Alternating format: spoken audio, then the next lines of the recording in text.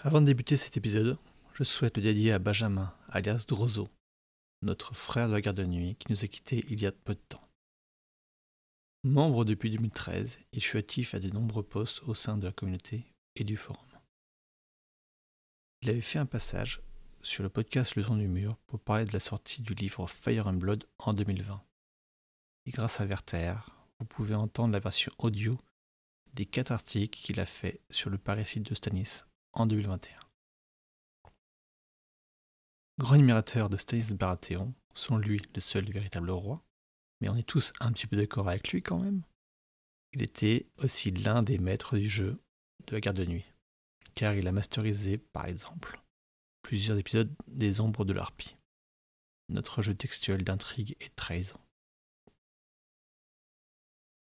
Il a été le seul et unique dernier héros de la garde de nuit, du fait de son travail pour faire revenir le site de la garde de nuit, suite à la longue nuit. Vous savez, le crash de notre serveur hébergeur en 2017. Il était aussi, au sein de la garde, un membre du bureau de l'association. Il a été trésorier adjoint, puis, cette année, secrétaire adjoint. Pour finir, je voudrais parler du dernier article qu'il a écrit sur le forum, et que nous avons publié en son nom sur le blog, de la représentation du handicap dans la fiction. Concerné comme de nombreuses personnes par ce sujet, il avait voulu mettre la lumière sur cette question ô combien importante au sein des œuvres culturelles. Le syndrome de Marfan nous l'a enlevé. Alors, soutenons Marfans, l'association française des syndromes de Marfan et apparentés, qui soutient et informe les familles touchées par la maladie. Il y aura un lien pour apporter votre aide dans l'article de blog, dans la description du podcast ou sur YouTube. Mais surtout Drozo était notre ami fidèle et aimé. Son érudition, son esprit affûté et piquant, et sa très grande gentillesse nous manquera grandement. Il restera dans notre cœur et dans nos mémoires. Maintenant, place à notre épisode de Gardez-vous avec Émilie de Bouddha Connexion.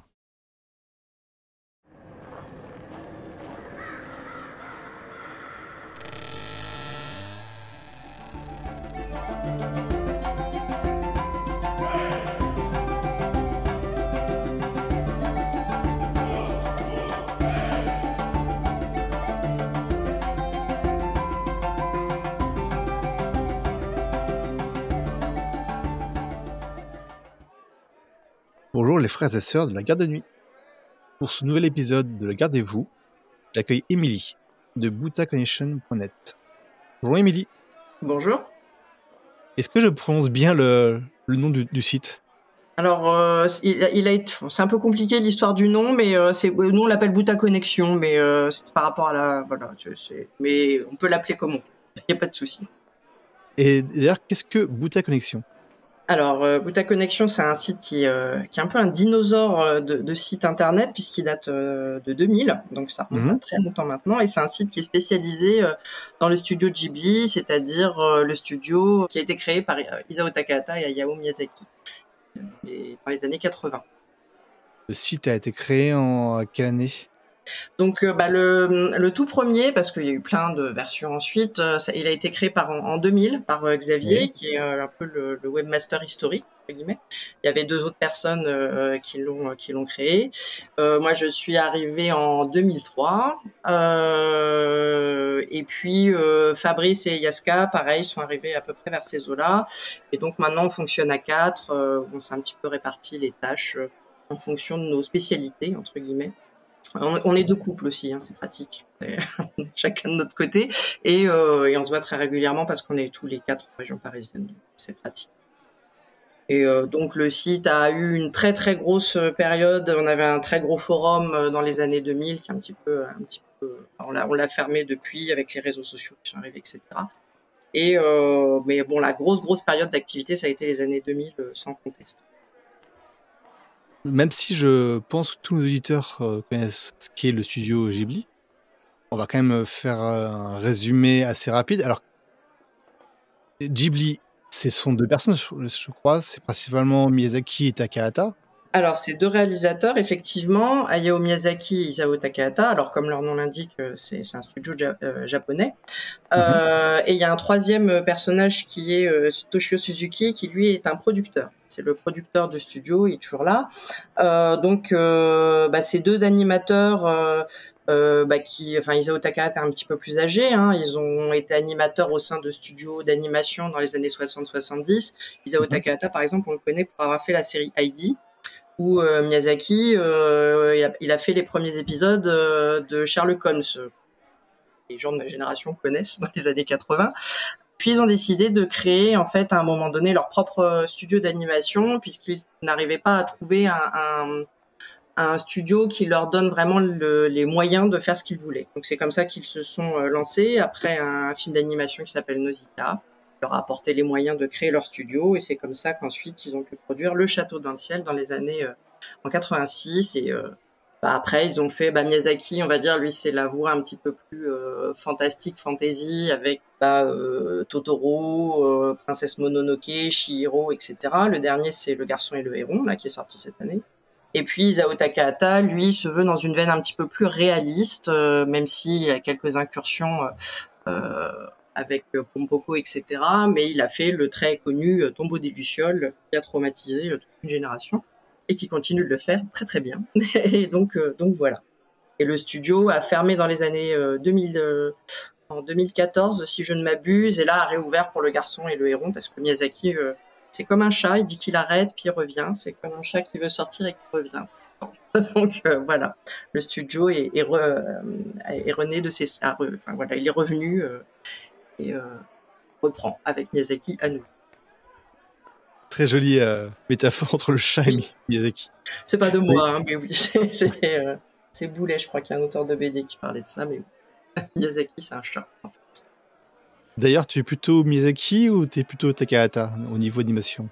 Alors moi, c'est difficile, hein, j'ai du mal à me prononcer parce que Miyazaki répond à, on va dire, pour moi, j'aime beaucoup quand même les films qui se passent dans des univers comme Totoro, Mononoke, etc. Puis c'est par lui que je suis entrée dans le studio Ghibli.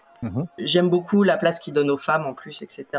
Mais Takahata, il a fait des purs bijoux, Tombeau des Lucioles évidemment, mais d'autres qui sont un petit peu moins connus en France, mais Souvenir goutte à goutte, absolument fabuleux, etc. Mais c'est plus réaliste, donc c'est plus éloigné de ce qu'on connaît de l'animation japonaise. C'est peut-être un petit peu plus adulte, un petit peu plus adulte avec toutes les guillemets que ça peut comporter, mais voilà. Donc moi j'aime les deux.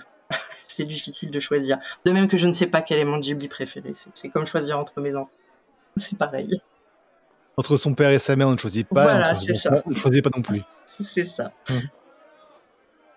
Et donc, si tu es là, en fait, c'est pour parler principalement du Trône de Fer et de ce qu'on peut faire comme lien avec le studio Ghibli. Comment as-tu découvert la saga ? Alors, c'est ma sœur, je crois, en 2012, parce c'était la deuxième saison déjà qui sortait à ce moment-là, qui m'a parlé d'une série qu'il fallait absolument que je vois. Elle m'avait dit, tu vas voir, c'est génial, ça va te plaire, etc. Donc, on a commencé à la regarder et c'est devenu, je crois qu'on s'est regardé les 2 saisons d'affilée. Et après, il a fallu patienter comme tout le monde. J'ai mis beaucoup de temps à passer au livre. Alors, pourquoi ? Parce que j'étais tellement attachée à la série télé et aux personnages et à ce que ça avait provoqué comme émotion qu'il a fallu que j'attende la fin de la série télé. Donc, c'est au début des années, je crois que c'était en 2020-2021 que j'ai commencé les livres. Et là, c'est pareil, j'ai consacré 2 mois à ne lire que ça.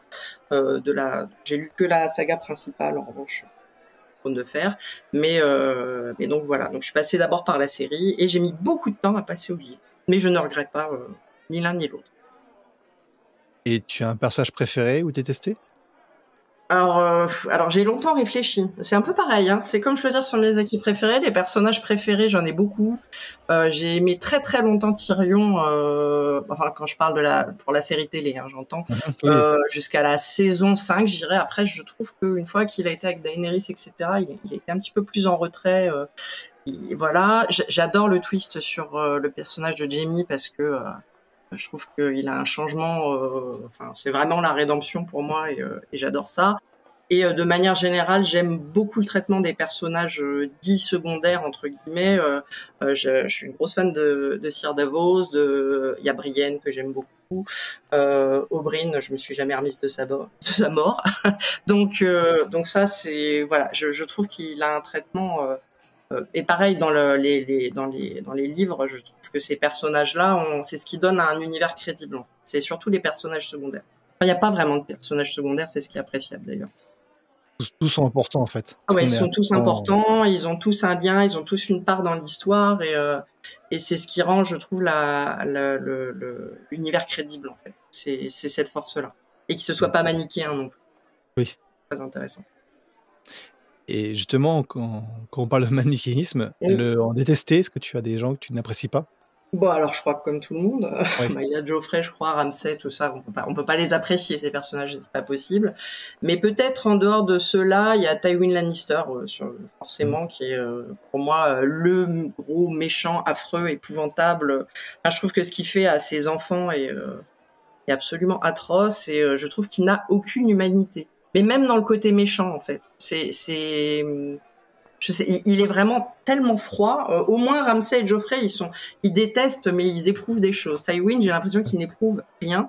Et c'est peut-être pour ça que j'ai vraiment aucune affinité avec lui. Je trouve que c'est l'égoïsme parfait. J'ai beaucoup de mal. Ramsay et Joffrey, ce sont des personnages qui ont des émotions et tu ne vois pas d'émotions chez Tywin. C'est ça, c'est exactement ça. C'est ce qui fait que c'est probablement celui, pour moi... Enfin, au moins, Ramsay et Joffrey, on adore les détester. Tywin, pour moi, c'est vraiment le personnage inhumain. Dans ces personnages-là, que ce soit détesté ou apprécié, il y a certains que tu pourrais voir dans des œuvres de Ghibli? Oui, il y a des liens. Moi, je trouve qu'ils sont assez facilement, sur ce non-manichéisme-là, en fait. Je trouve dans Princesse Mononoke un personnage comme Kushana, pas Kushana, pardon, ça c'est dans Nausicaa, pardon, mais à culpa. Lady Eboshi dans Mononoke, elle est hyper intéressante parce que c'est un personnage qu'au début on déteste. Et au final, on comprend ses raisons, on comprend qu'elle veut sauver les humains, etc., enfin les humains qu'elle protège elle de son clan, et qu'elle est prête à tout. Et par exemple, Cersei quelque part, c'est ce qu'elle fait aussi. Alors bon, même si on a du mal quand même à apprécier Cersei, mais elle a des raisons qui la motivent et qui la rendent détestable aux yeux de certains en fait. Donc ça, je trouve que il y a des liens comme ça qui se font assez facilement. Sur ces personnages-là. Après, je pense à des personnages, Brienne par exemple, qui est, je sais pas, c'est une âme pure quelque part. Je trouve Brienne, c'est un personnage très positif, je trouve. Mais on retrouve ça dans des personnages, alors plutôt masculins chez Miyazaki, mais pareil dans Mononoke, le personnage masculin principal, il est un peu comme ça. Ashitaka, il a une âme pure. Il est fidèle, il est loyal, etc. Donc c'est en termes de valeur, oui, je pense qu'il y a des liens qui se font assez facilement. D'ailleurs, en plus, ça me fait penser à Kushana, en fait, le côté Kushana, il y a un côté Cersei, je trouve, avec le côté féminin. Enfin, méchant, gentil, c'est un peu compliqué pour le personnage de Kushana. Et justement, ça a même un lien aussi avec son frère, parce que Kushana, alors, ça remonte à ma dernière vision d'être un peu, mais je crois qu'elle a un problème au bras, ou elle a un bras en moins, ou elle a pas un... Oui, dans Nausicaa, oui, tout à fait. Qui a un bras en moins, ouais, tout à fait.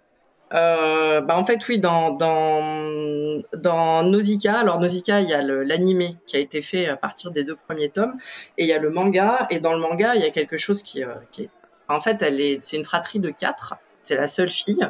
Elle est mise de côté par son père parce que c'est une fille, donc forcément le lien avec Cersei se fait très très facilement. Donc effectivement, elle a ce bras en moins... elle est mutilée entre guillemets, c'est une vraie guerrière, elle semble sans pitié, mais elle est moins pareil, il y a des raisons qui la poussent, elle lutte pour le pouvoir, elle ne supporte pas d'être mise de côté en fait. Et le père est particulièrement atroce avec sa fratrie, en fait, ils passent leur temps à se tendre des pièges et à vouloir se tuer les uns les autres. Donc effectivement, ça ressemble vachement au Lannister, hein, Donc ouais, voilà, donc la famille du Kushana, c'est un peu Lannister avec le côté oui, complètement. de Jaime avec le bras main en moins, et le côté horrible du père. Oui, c'est ça, c'est ça.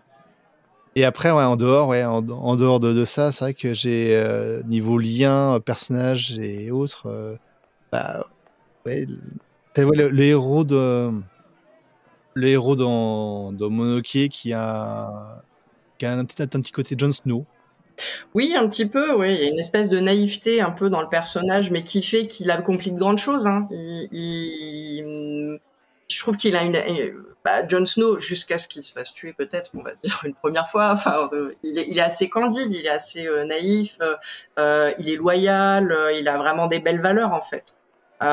Et c'est un peu ça, Ashitaka, en fait, ce qui lui permet de sauver le monde, il fait le lien finalement entre Mononoke, les loups, la nature, etc. Et puis le monde des hommes. Donc, évidemment, il y a le lien avec les loups.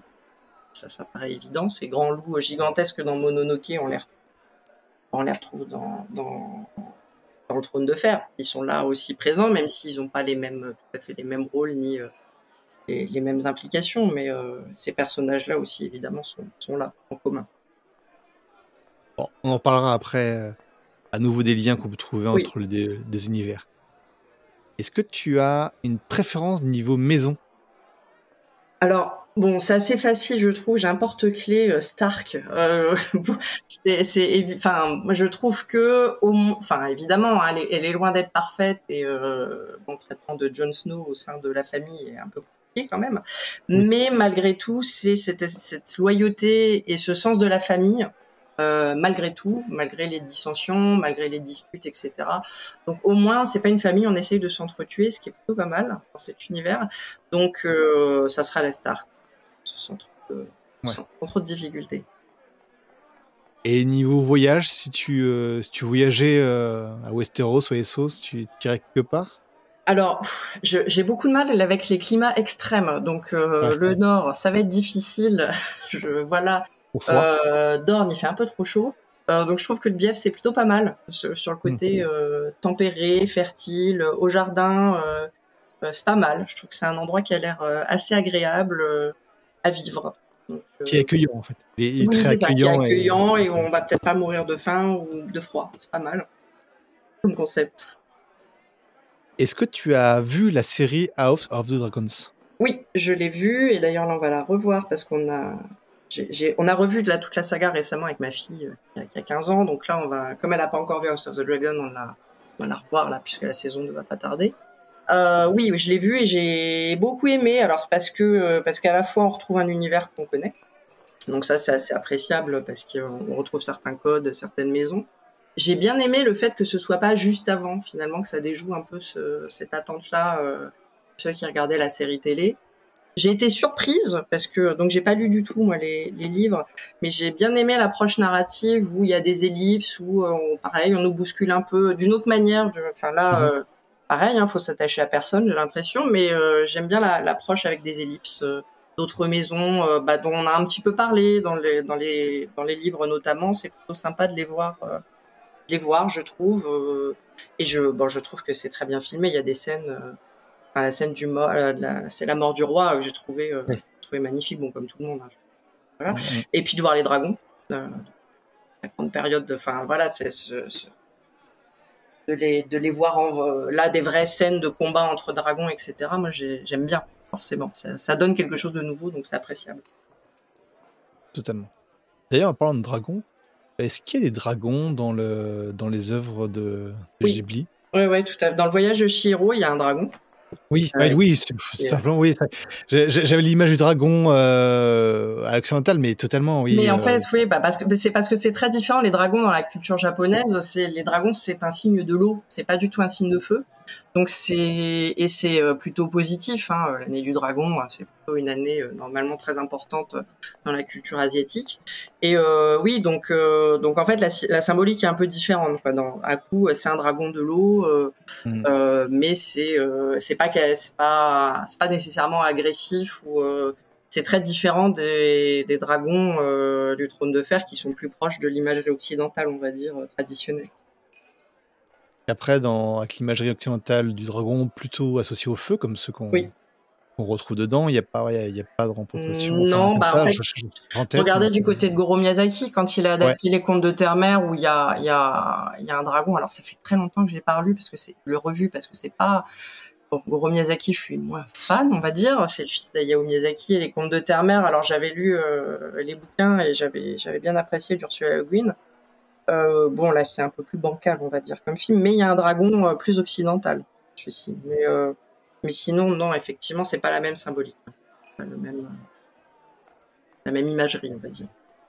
on peut dire que peut-être que de par le fait que c'est une adaptation d'un livre de fantasy Bah, occidentale, c'est je ça. pense que c'est l'œuvre qui est peut-être la plus proche de ce qu'on peut avoir en termes de fantasy Oui, c'est ça. comme occidentale classique, en fait. Ouais, complètement. Je pense que là c'est l'adaptation qui fait ça, qui fait que là forcément c'est une œuvre occidentale à l'origine, donc de fait on est plus proche de cette image-là. Ouais. C'est vrai que de tous les films Ghibli que j'ai pu voir, je me souviens l'avoir vu, je me souviens l'avoir apprécié, mais j'ai aucun souvenir de l'histoire. Et c'est à peu près ça. C'est moi ce qui Et- m'en reste, et par rapport au bouquin, c'est en fait un mélange de 2 tomes en fait des Contes de Terre-Mer.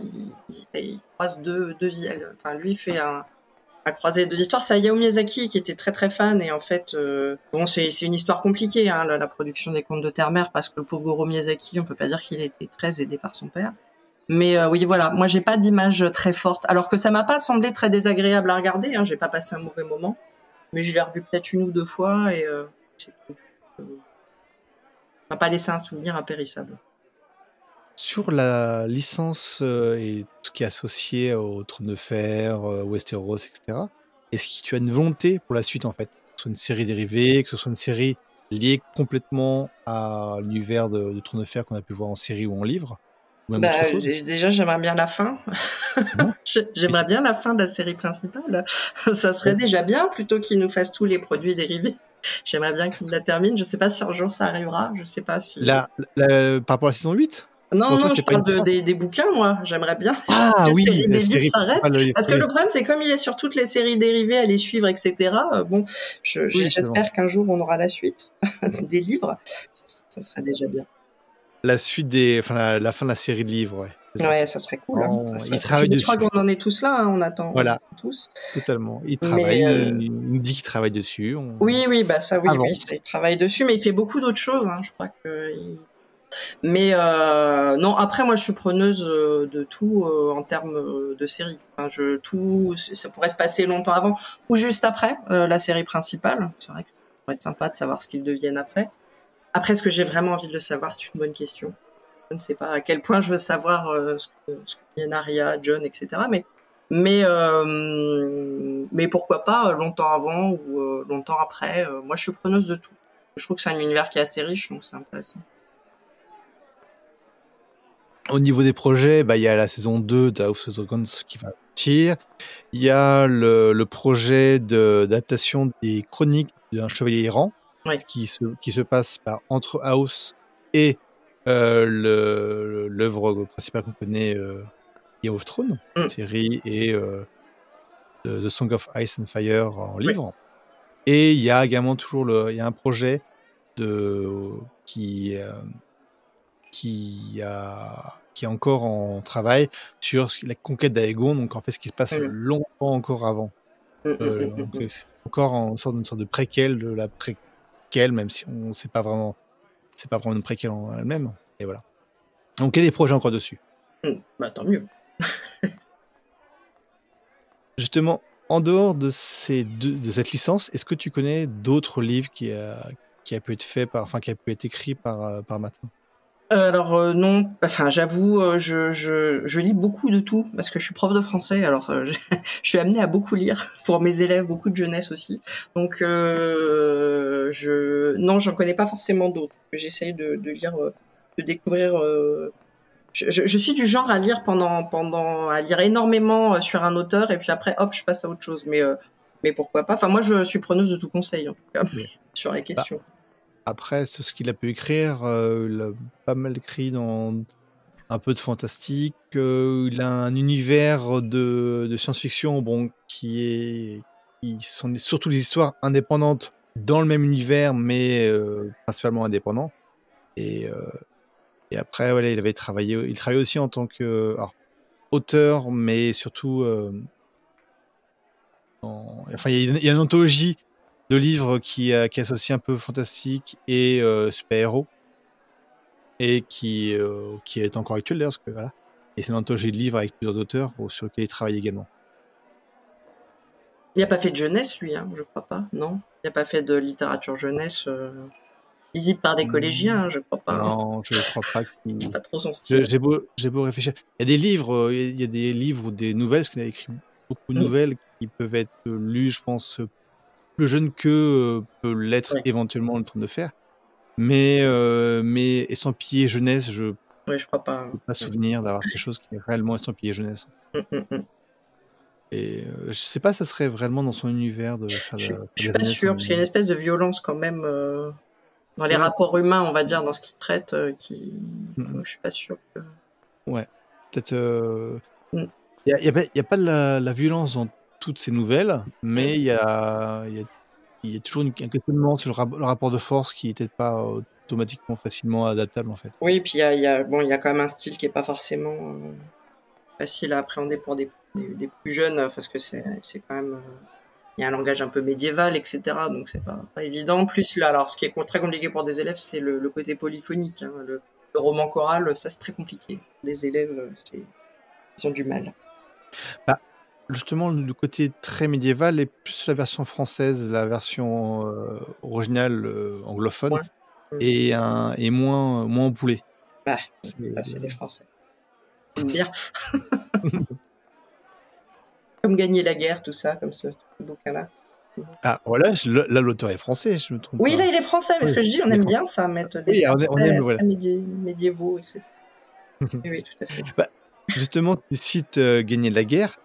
Est-ce que tu penses que Martine a eu une influence sur la fantasy actuelle, ou même passée? Alors, je connais, je suis pas une grande spécialiste de fantasy, mais voilà, oui, Gagner la guerre, notamment, quand je l'ai lu, ça m'y a fait penser immédiatement, parce que il y a cet aspect. En fait, il y a un côté fantasy, mais finalement dans un monde qui nous est très compréhensible. Enfin, c'est pas le Seigneur des Anneaux, etc., où on est vraiment plongé ailleurs. Là, on a quand même des liens qui se font. Alors même si c'est plus la Renaissance que le Moyen Âge. Et puis, je trouve que là, pour avoir lu pas mal alors dans la fantasy plus jeunesse, mais effectivement, ce côté polyphonique, roman choral, arrive de plus en plus. Et j'aime bien d'ailleurs. Alors, je sais pas à quel point c'est Martine qui fait que ça en aboutit à ça, mais ça, j'aime bien parce que ça éclate un peu la narration, et ça permet d'avoir le point de vue d'un peu tous les personnages. Et je trouve ça très intéressant.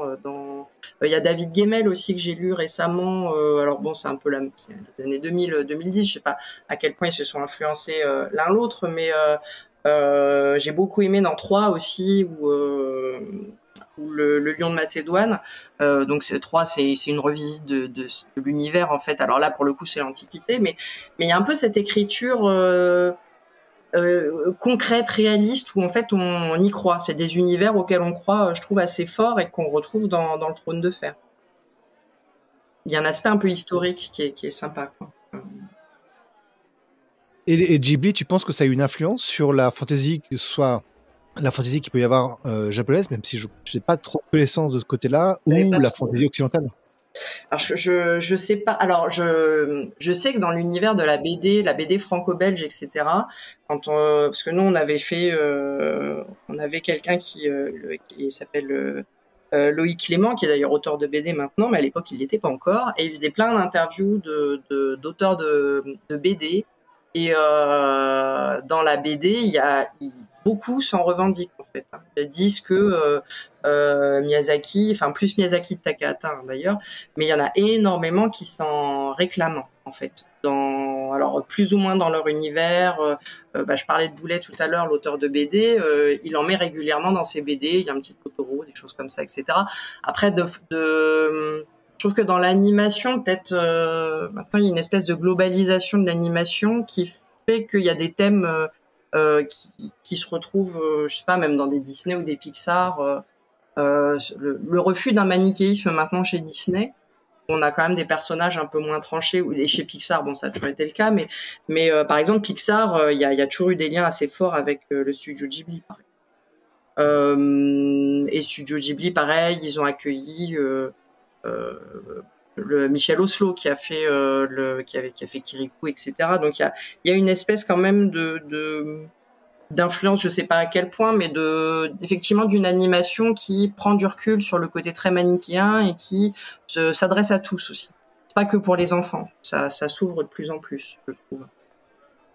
Et justement, quand on parle des liens que peuvent avoir le Trône de Fer et Ghibli, c'est vrai que ça, moi, d'un point de vue de lecteur d'un côté et de personnes ayant vu ou même lu, parce qu'il y a eu quand même des mangas qui ont été faits par Miyazaki, j'ai pas l'impression qu'il y ait vraiment eu une influence directe d'un côté comme de l'autre. Par contre, il y a quand même des liens qu'on peut faire sur des thèmes que l'un et l'autre ont utilisés et qui sont très proches en fait. Oui, mais je pense que c'est en fait, il représente bien notre époque, je pense, le Trône de Fer ou Ghibli. Donc en fait, il y a des choses qu'on retrouve. Les personnages non manichéens, je pense que ça parle. Le public a envie de ça aussi, c'est-à-dire que ce soit pas forcément le super méchant, la super méchante, etc., ou le super gentil, avoir des personnages auxquels finalement on peut plus facilement s'identifier aussi, hein, nous en tant que spectateurs ou de lecteurs. Le rôle de la femme aussi, hein, dans les... Bon, alors je sais que Martine a été critiquée pour certaines scènes, etc., vis-à-vis des femmes, parce que il y a 2-3 scènes où c'est pas très rigolo au début pour un certain nombre de personnages féminins, mais au final, elles prennent une ampleur. Enfin, Sansa, je trouve que c'est pareil, c'est un personnage qui est extraordinaire dans son évolution. Et Miyazaki, il y a ça tout le temps. Des personnages féminins forts, on les retrouve aussi tout le temps dans son œuvre. Et probablement parce que voilà, la société elle évolue et qu'en plus je trouve que la fantasy, avant c'était un univers, j'ai l'impression. Moi, je sais pas, quand j'étais ado, c'était beaucoup les garçons qui lisaient, etc. J'étais un peu perdue parmi tous ces gens à lire, je sais pas, Le Seigneur des Anneaux, par exemple, à l'époque. Et maintenant, en fait, tout le monde regarde de la fantasy. C'est plus aussi, j'ai l'impression, genré qu'avant. Donc, c'est pas étonnant qu'il y ait des liens comme ça qui se fassent entre les deux. Bon, alors Miyazaki, évidemment, il y a cette dimension écologique qu'on retrouve pas nécessairement. On retrouve la notion le besoin d'un équilibre quand même dans les deux œuvres, je trouve aussi. C'est-à-dire que dans le Trône de Fer, il y a cette menace quand même qui avec les marcheurs, etc. Il y a quelque chose quand même du déséquilibre potentiel du monde, de l'humanité qui s'entre-déchire alors qu'il y a un danger plus grand qu'on peut retrouver aussi un peu dans l'œuvre de Miyazaki. Je pense voilà à Mononoke évidemment, mais aussi le château ambulant où il y a quand même une guerre des gens qui s'entre-déchirent, etc., etc. C'est pas étonnant que ça se recoupe. On est dans un monde aussi où on a plus conscience des guerres par les médias, etc., etc. Donc on se retrouve peut-être sur des thématiques communes parce que ça nous soucie tout simplement tous, quoi. Oui, tellement que ce soit le manichéisme, que ce soit le rôle des femmes. C'est des thèmes qui sont pas seulement ceux de Miyazaki et Takahata d'un côté et de Martine de l'autre. En fait, c'est un peu l'ambiance du monde et tant mieux parce que c'est des choses qui sont intéressantes, surtout l'amélioration de la place de la femme dans les œuvres. Oui, tout à fait. Je pense que là-dessus, alors sans sombrer non plus dans le côté inverse, hein, c'est-à-dire que des fois. J'ai essayé de lire 2-3 trucs de fantasy. Il y a beaucoup de romances, ça me tombe un peu des mains, je dois avouer, avec des personnages féminins qui finalement tombent amoureuses du bad guy, etc. Bon, ce qui est appréciable dans Ghibli ou dans Martine, c'est qu'il n'y a pas ça, quoi. C'est pas fait au chausse-pied, voilà. Oui, c'est ça. C'est fait de façon naturelle. En fait, ce sont des personnages. C'est pas le côté, c'est un garçon ou c'est une fille. Ce sont des personnages à part entière, avec leur propre motivation. Et ce qui est intéressant, c'est que là, il y en a de part et d'autre, ça s'équilibre assez naturellement. En point naturel, il y a également la place des animaux, que ce soit dans le côté Princesse Mononoke avec Moro ou la louve, le sanglier, le cerf, parce que la forêt a quand même une image, l'une des images est un cerf. Oui. Et donc c'est d'un côté, et ce sont les animaux qu'on retrouve aussi dans les œuvres de Martin, en fait, avec Ouais. le loup des Stark, le cerf des Baratheons, et puis le sanglier qui n'a pas de maison, enfin, en tout cas pas de maison principale qui le reprend, mais qui a une place malheureusement importante dans l'œuvre, vu c'est le sanglier qui tue Robert Baratheon. Tout à fait, ouais. Chez Miyazaki, ça s'explique facilement. Hein, c'est bon, il est japonais et là-bas il y a la religion qui est le shintoïsme, et où finalement il y a un esprit chez les animaux, ce qui fait enfin, par rapport au Trône de Fer, chez Miyazaki, les animaux, par exemple dans Mononoke, parlent, sont des divinités en fait. Je crois pas. Je sais pas si dans le Trône de Fer, enfin les loups notamment. Je sais pas si c'est à ce point-là explicite. Bon, évidemment, là, on est dans l'imagerie plus blason médiéval avec des animaux un peu des animaux totems, etc. Mais le loup, forcément, c'est assez commun peut-être dans l'imagerie. Hein. Je pense aussi ce côté d'un animal assez noble qui résiste envers et contre tout, et qu'on retrouve finalement en Orient et en Occident. Les deux cas. Je pense que le loup est important pour l'auteur, vu qu'en plus il fait adopter, Ned Stark, lors de la découverte des louveteaux, on fait adopter à chaque enfant, et ils ont une place, voilà. Alors chaque enfant Stark a son loup, et chaque loup on retire la caractéristique du personnage au loup, en fait, et le côté le côté Lady, qui était même si on parle très très peu des loups, on les voit très peu en eux-mêmes, on a l'impression quand même que leur caractère s'associe à l'enfant à qui ils sont associés, en fait. Ouais, tout à fait. Alors, mais ceci dit, oui, mais c'est pas étonnant, parce que le loup, c'est la meute, c'est quand même un fonctionnement qui nous parle peut-être à nous aussi, hein, en termes de symbolique, et qu'on retrouve aussi donc chez Miyazaki, avec ces loups qui effectivement se défendent, qui se protègent les uns les autres, et qui sont en même temps capables d'une forme d'humanité, puisqu'ils adoptent Mononoke, au final, qui est quand même humaine à la base. Et donc je trouve qu'il y a ce lien très fort entre l'homme et le loup, qu'on retrouve bien dans le Trône de Fer, finalement. C'est pareil, hein, dans Mononoke, c'est pas les personnages centraux, mais ils sont importants. Ils sont importants parce que c'est un peu une trace de notre animalité, finalement, peut-être. Ouf.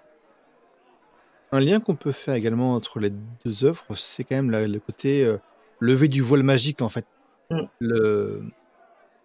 Quand on commence le Trône de Fer, en fait, la magie n'est pas présente. Alors bon, si on enlève évidemment le chapitre d'intro qui parle réellement de morts-vivants, sinon le monde est presque débarrassé de magie, et petit à petit du fantastique arrive dans l'œuvre, et donc les enfants de la forêt, les autres, les dragons, etc. Et il y a un petit peu ce côté-là dans les œuvres de Ghibli, même dans le tout récent qu'il peut y avoir avec Garçon et Héros. En fait, c'est un monde qui est pas magique, il n'y a pas, voilà, et où en fait la magie s'insinue dans l'œuvre tapis, en fait. Oui, c'est vrai que il y a de ça, hein, dans Ghibli. Il y a ce monde en fait qui existe, qui est un monde des fois à côté, qui est un monde d'esprit auquel on peut accéder finalement, voilà, mais il faut une certaine, faut être un personnage un peu exceptionnel pour rentrer dans ce monde-là, comme Chihiro par exemple, je pense, ou dans Le Garçon et le Héron, où finalement on bascule vers un autre univers, mais il y a ce monde magique qui peut être lointain, où on est complètement dedans, comme dans le Château ambulant, où là c'est vraiment un fonctionnement à part entière. Même Kiki la petite sorcière, hein, c'est un univers qui est très finalement réaliste, avec une pointe de magie. Mais disons que il y a un univers fantastique, magique, etc., qui peut être, mais qui finalement cache souvent un déséquilibre, bon, hormis Totoro peut-être, et Kiki, où c'est quand même très gentil en termes de conflits, etc. Ça reste des drames, on va dire, des mini-drames personnels. Mais il y a quelque chose qui dépasse les personnages dans ces films-là, et là, il y a des guerres, il y a des conflits, il y a des trahisons, etc. Et c'est ce qui fait que ces univers fonctionnent bien, comme dans le Trône de Fer. C'est qu'il y a de la magie, certes, il y a un côté qui nous permet notre imagination de vraiment adhérer aux propos, mais il y a ce monde dans lequel on peut se reconnaître finalement, des guerres, des conflits. Ouais. Et souvent, les guerres et les conflits, c'est pas automatiquement l'un contre l'autre, c'est une sorte de maelstrom de détestation d'un côté, de haine d'un côté, qui s'explique avec des fois des camps qui sont tiers et ou même des personnes qui sont innocentes, qui sont pris entre deux feux. Voilà, c'est pas. Oui. Mais qu'on retrouve, dans Nausicaa, par exemple, dans le manga, c'est exactement ça. C'est des peuples qui s'entretuent des fois pour des raisons ancestrales, on ne sait même plus trop pourquoi au final. C'est parce qu'on est différent, c'est parce qu'on veut le pouvoir, voilà. Et derrière tout ça, il y a cet univers où il y a des enfants de la forêt aussi, d'ailleurs, dans le manga.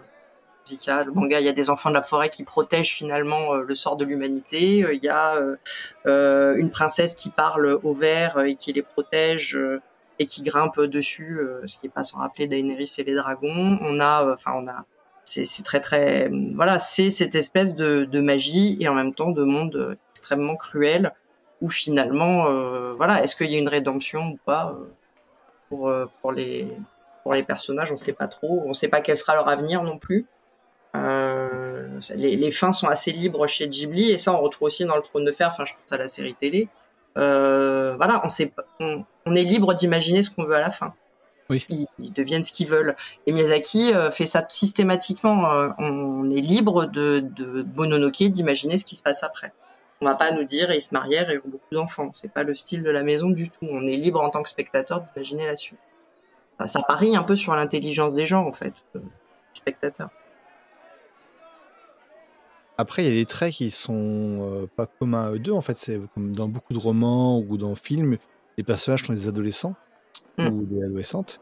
Et en fait, il y a un passage au monde adulte. Et en fait, c'est quelque chose qu'on trouve chez eux comme chez plein d'autres, mais qui est particulièrement fort. Il y a un passage quand même des fois un peu violent entre une enfance où on est un peu protégé au sein de sa famille, etc. Alors, bon, évidemment, il y a Arya et Sansa qui en sont des exemples frappants dans le Trône de Fer qui basculent d'un coup dans un univers d'adultes qui est quand même effroyable pour elles et qui est d'une violence inouïe. Alors, c'est pas aussi fort, mais bon, dans Chihiro, c'est quand même une petite fille qui fait juste un déménagement avec ses parents. Ses parents, il y a cette scène où ils sont transformés en cochons. Il y a plein d'enfants qui sont traumatisés par cette scène-là parce que c'est extrêmement violent. Voilà, et qui va devoir les sauver, qui est propulsée dans un monde qu'elle ne connaît pas, où il va falloir qu'elle se mette, elle devient une esclave, etc. Alors le ton est plus léger que ce qui arrive à Arya et à Sansa, mais c'est assez dur.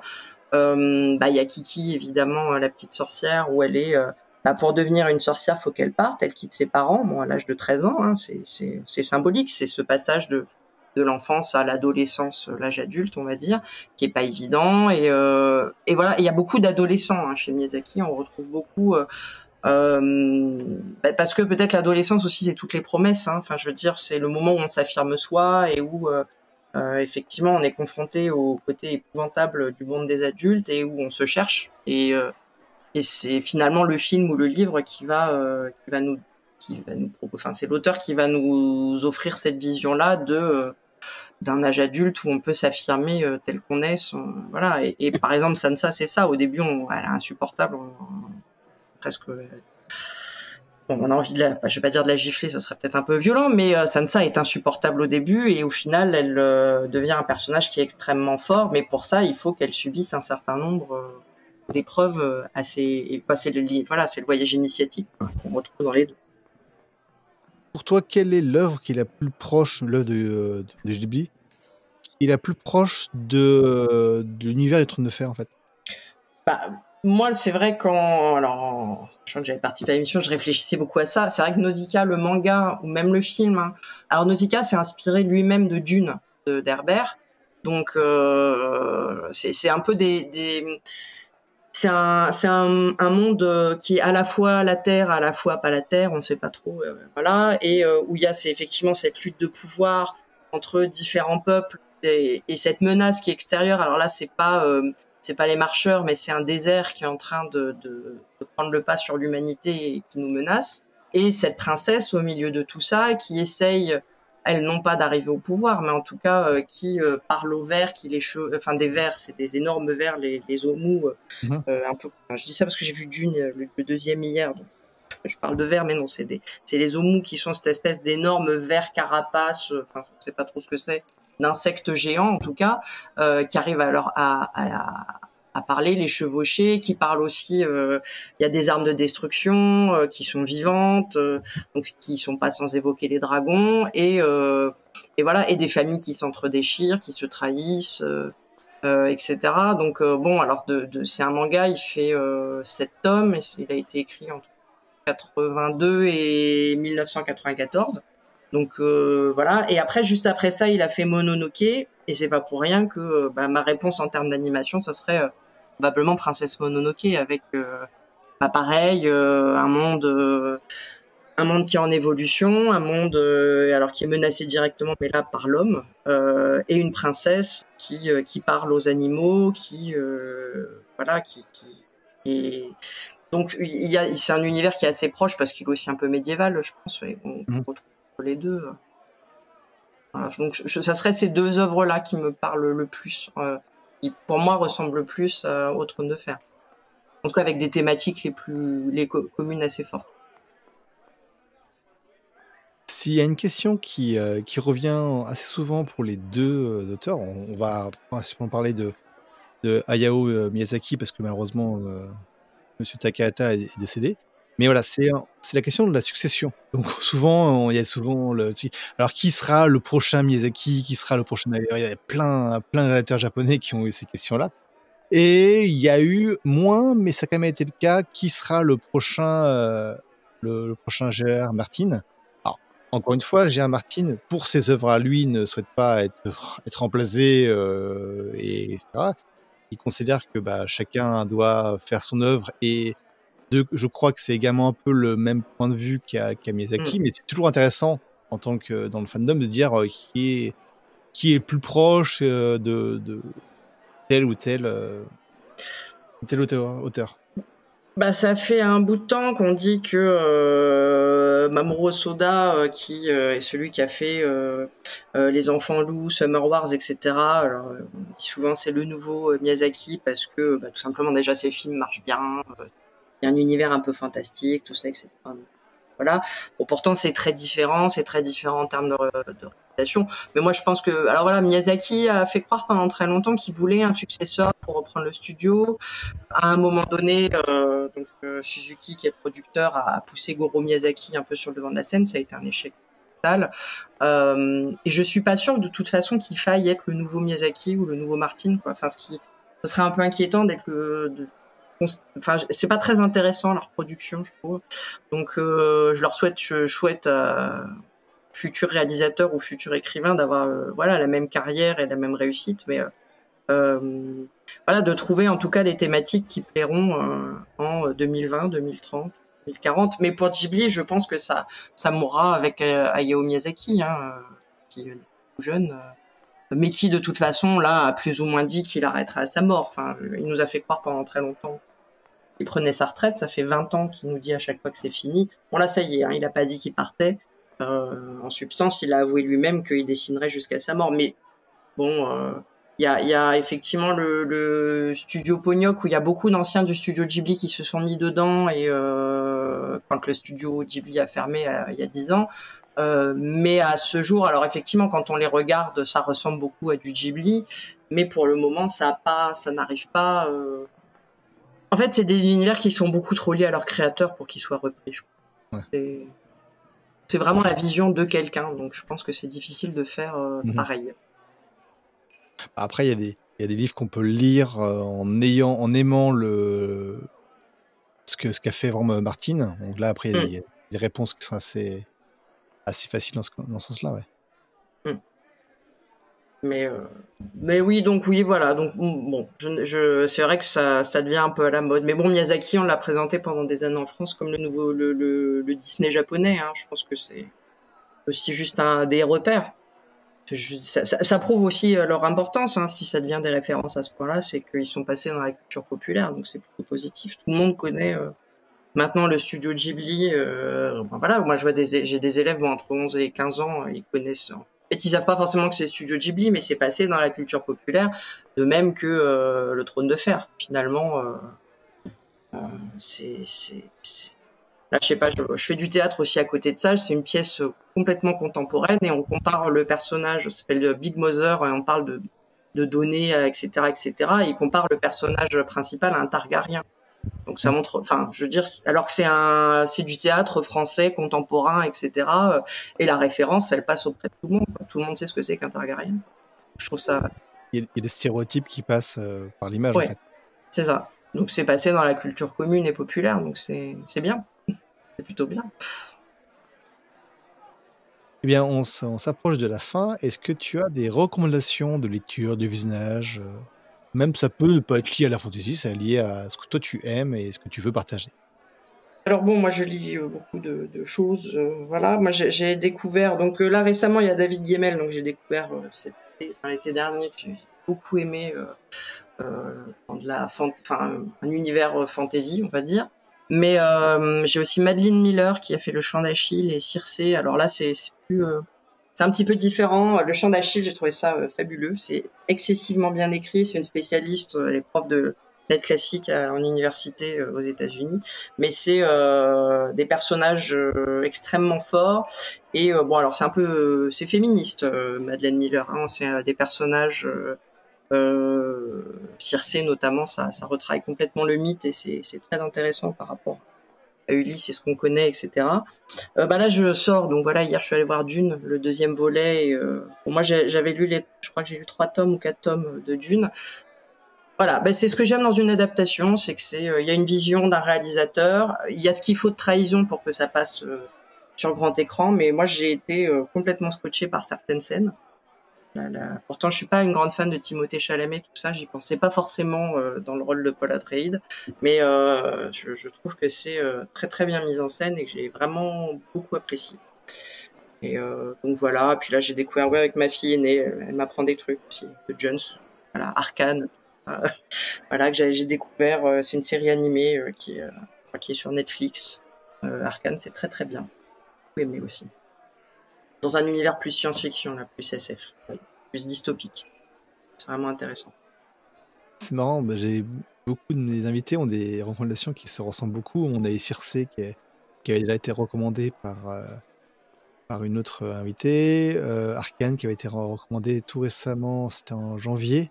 Donc voilà, mais là, c'est là qu'on voit quand même qu'il y a des œuvres qui sont importantes pour la génération actuelle et qui les gens se retrouvent dessus et que les recommandations se ressemblent. Mais c'est bien, c'est cool de se dire que y a des œuvres qui deviennent fondatrices en fait.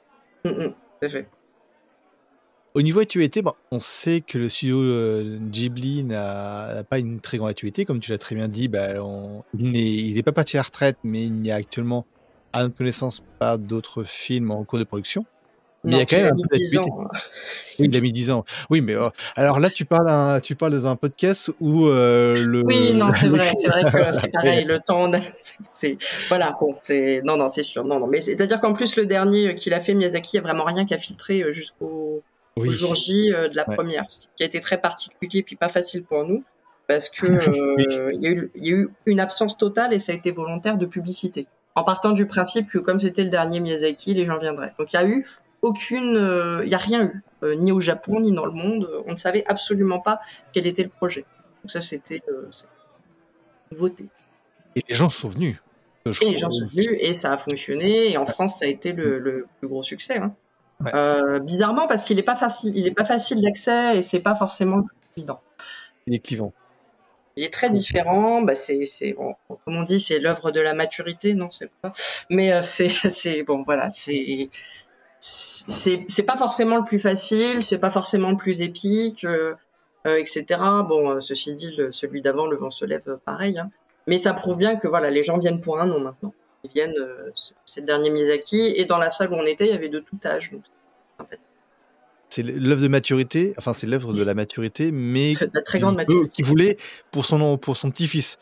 Non, C'est ça. le type, je sais pas quel âge il a, mais pour qu'il comprenne toutes les intrications du. Alors, ceci étant dit, moi, j'y suis allée avec on est allé à la Projo Press avec mon dernier qui a 8 ans. Il est allé parce qu'on n'avait pas le choix, on n'avait personne pour le garder.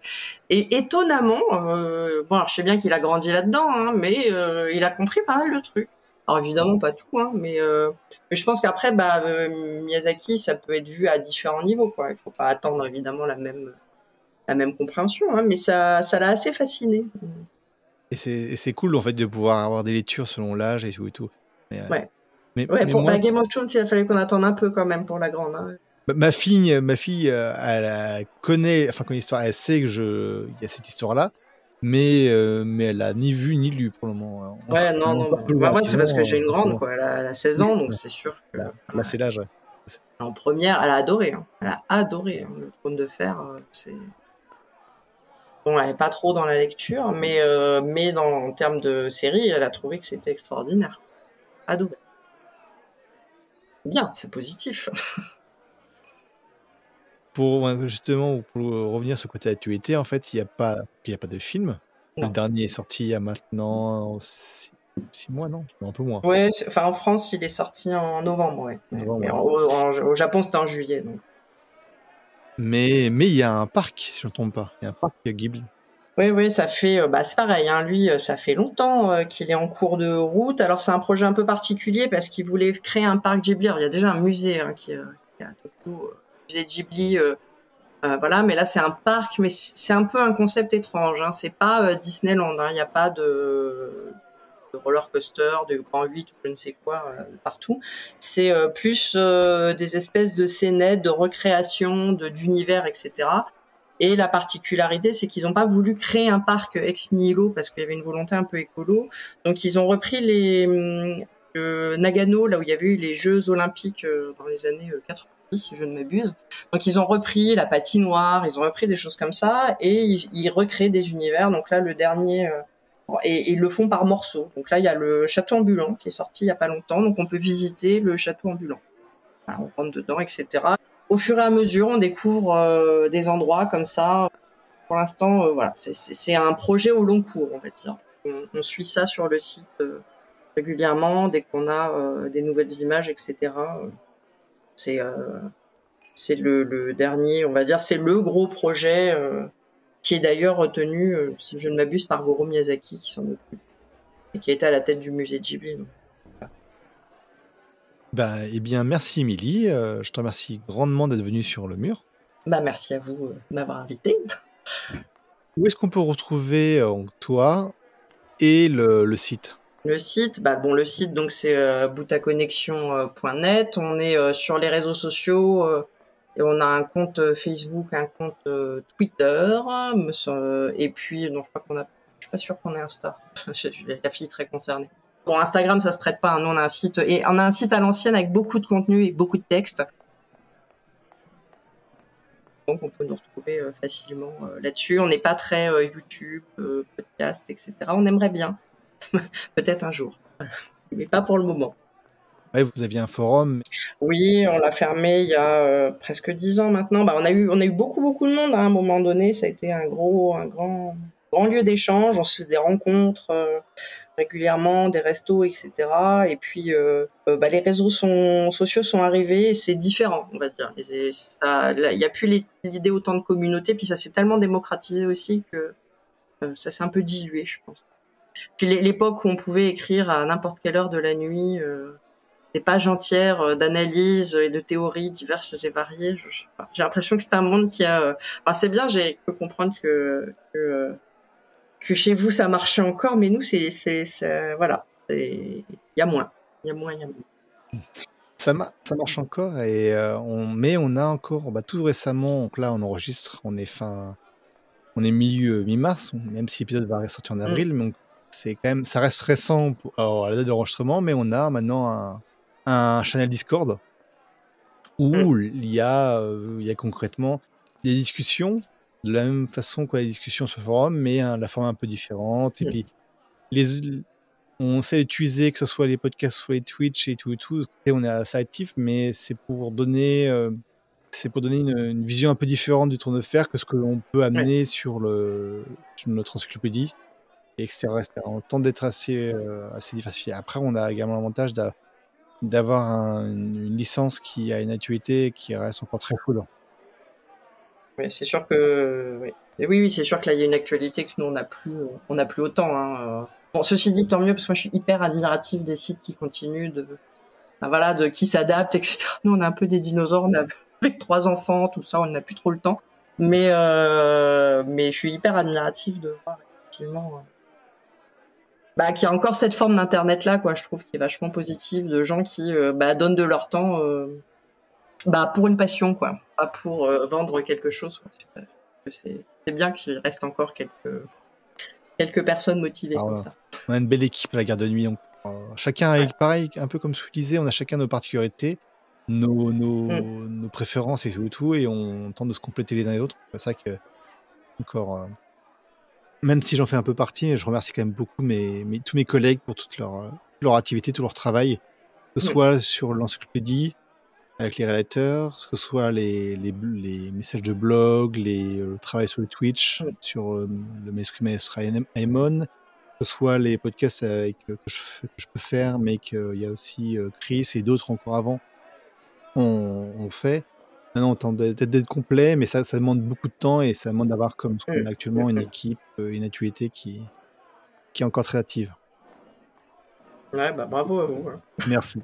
Super. Comme j'ai commencé un petit peu à le dire, chers auditeurs, en attendant le prochain épisode, abonnez-vous au flux.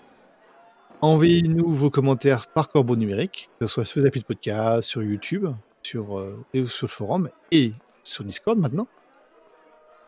D'ailleurs, je rappelle que niveau planning de sortie, pour ce qui est podcast, le lundi, en milieu de mois, c'est un son d'humeur, et en fin de mois, c'est un la garde de vous. Alors, soyez au rendez-vous. Je vais me répéter un peu, mais la garde de nuit, c'est un blog, c'est un podcast, c'est un forum, c'est un wiki, c'est un Discord. Donc, n'hésitez pas à nous rejoindre, quelle que soit votre volonté, quelle que soit votre génération et le moyen dans lequel vous voulez nous rejoindre, mais rejoignez-nous. Et puis, on tentera de continuer avec vous à parler de l'univers des Trônes de Fer et de l'univers de G.R. Martin. Encore merci à toi, Émilie. Merci à vous. Enfin, vous, le vous oui, global. Oui, j'ai bien compris. J'espère qu'on aura d'autres activités après. Et puis, et l'un comme l'autre sont des personnes qui sont pas tout jeunes, mais qui ont encore, je pense, sous la pédale pour pouvoir nous sortir des belles œuvres. On espère. On leur souhaite. Alors, chers auditeurs, Émilie, au revoir. Et puis au mois prochain. Au revoir. Au revoir.